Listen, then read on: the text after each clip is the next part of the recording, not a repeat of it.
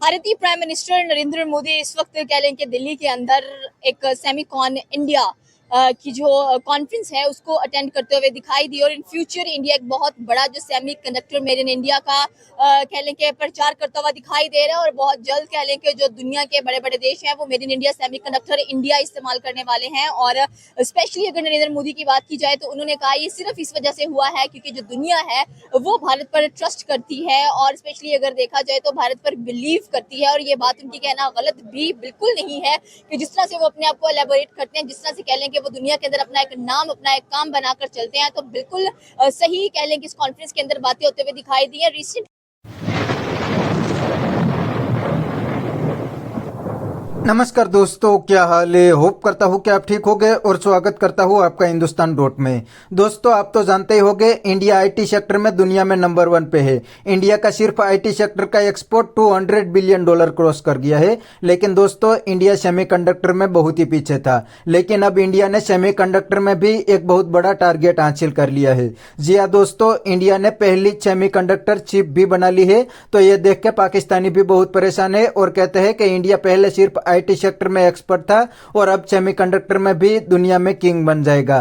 तो दोस्तों, बिना टाइम वेस्ट किए वीडियो में आके देखते हैं इंडियन टेक्नोलॉजी पे पाकिस्तानी पब्लिक क्या कहती है। अगर आप नहीं है तो पहले चैनल को सब्सक्राइब कर लीजिए और वीडियो को अंत तक देखें। सबसे पहले बात करते हैं सेमिकॉन इंडस्ट्रीज की कि इंडिया आर्टिफिशियल इंटेलिजेंस में बहुत ज्यादा बिलीव करता है। ईवी से सेमिकॉन इंडस्ट्री तक शिफ्ट होना और जापान का इनका साथ देना।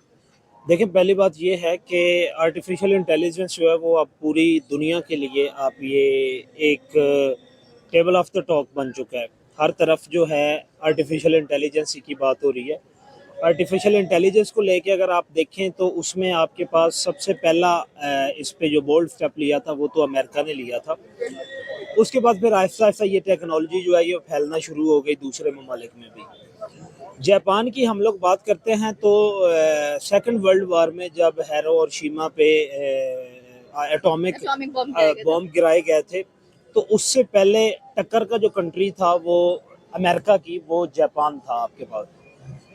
और फिर जापान का वो सेकंड वर्ल्ड वार में जो है अमेरिका पे अटैक करना और उसके बाद जो है अमेरिका का फिर एटम बम का इस्तेमाल करना और जापान उस अटैक के बाद तकरीबन 100 साल जो है वो पीछे चला गया।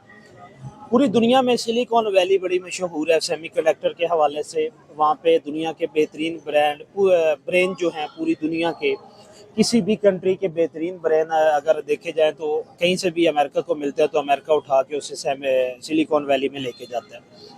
लेकिन अभी भी अगर देखा जाए तो सिलिकॉन वैली में सबसे ज़्यादा मेजॉरिटी जो है वो इंडियन ब्रेन्स की है, जो कि आईटी एक्सपर्ट्स हैं।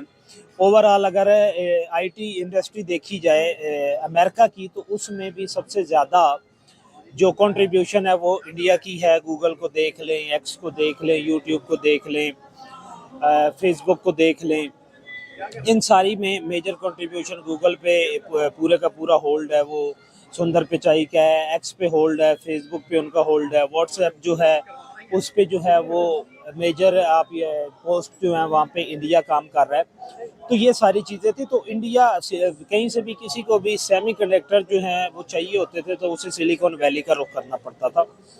एक बड़ी थॉरोली स्टडी के बाद जो है वो इंडिया ने और जापान ने वो स्टेज पे पहुँचे के बजाय आईटी में अगर हम लोगों ने एआई के बाद अगर टक्कर देनी है अमेरिका को, क्योंकि अमेरिका का सबसे बड़ा प्लस पॉइंट डिफेंस के बाद सेकंड सेमीकंडक्टर ही हैं और उनकी सिलिकॉन वैली है जो कि उनकी जीडीपी में सबसे ज़्यादा कंट्रीब्यूशन दे रही होती है। तो जो भी कंट्री क्योंकि बेड़ा उठाया हुआ है इंडिया ने अमेरिकन मुखालफत का और अमेरिका पे बड़ी चढ़ाई भी कर रहे हैं और हर अमेरिकन ओपोनेंट को जो है वो इंडियन गवर्नमेंट जो है वो सपोर्ट भी कर रही है, उनके साथ चले जा रहे हैं।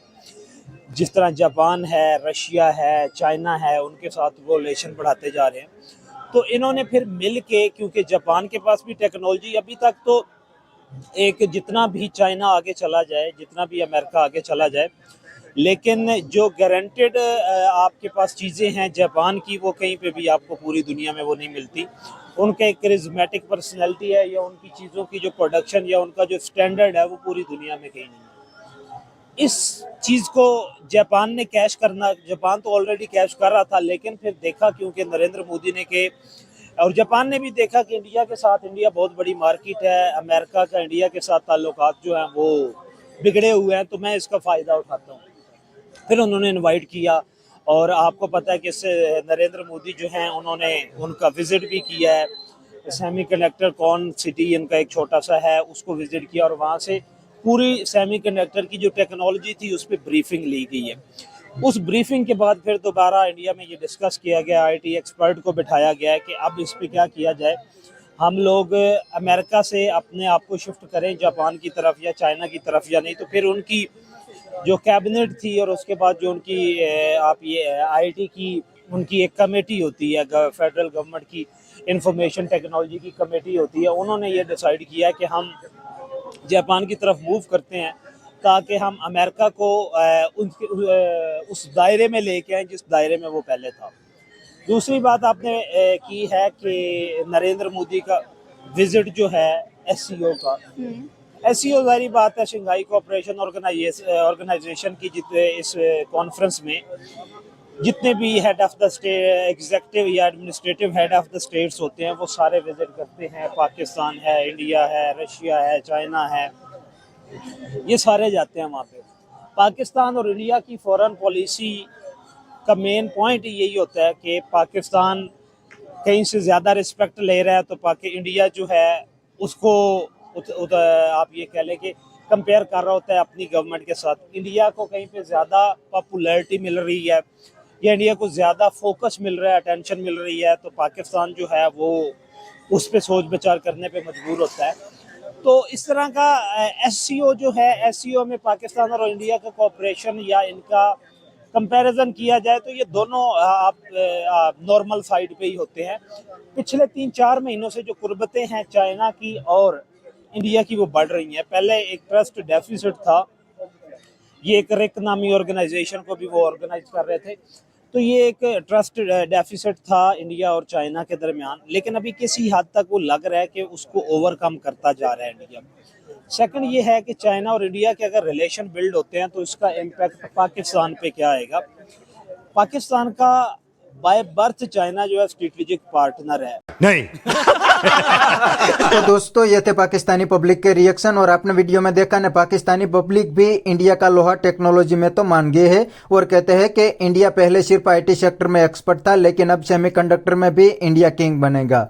और दोस्तों अब पाकिस्तान की कंपैरिजन तो इंडिया के साथ टेक्नोलॉजी में हो ही नहीं सकती, क्योंकि दोस्तों इंडिया ने पहले दिन से एजुकेशन और टेक्नोलॉजी पे बहुत ही फोकस किया, इसीलिए तो आज इंडिया हर सेक्टर में तेजी से ग्रो कर रहा है और इंडिया का सिर्फ आईटी सेक्टर का एक्सपोर्ट $200 बिलियन क्रॉस कर गया है। और दूसरी साइड पाकिस्तान का टोटल एक्सपोर्ट 30 बिलियन भी नहीं है, क्योंकि दोस्तों पाकिस्तान ने कभी अपने एजुकेशन और टेक्नोलॉजी पे ध्यान नहीं दिया और पाकिस्तान ने सिर्फ रिकॉर्ड ब्रेकिंग मदरसे खोले और जिहादियों को पैदा किया। इसीलिए ये पाकिस्तानी को इंडिया का आईटी सेक्टर देख के नवाई लगती है कि इंडिया का सिर्फ आईटी सेक्टर का एक्सपोर्ट इतना है और पाकिस्तान का टोटल एक्सपोर्ट भी इंडियन आईटी सेक्टर जितना नहीं है।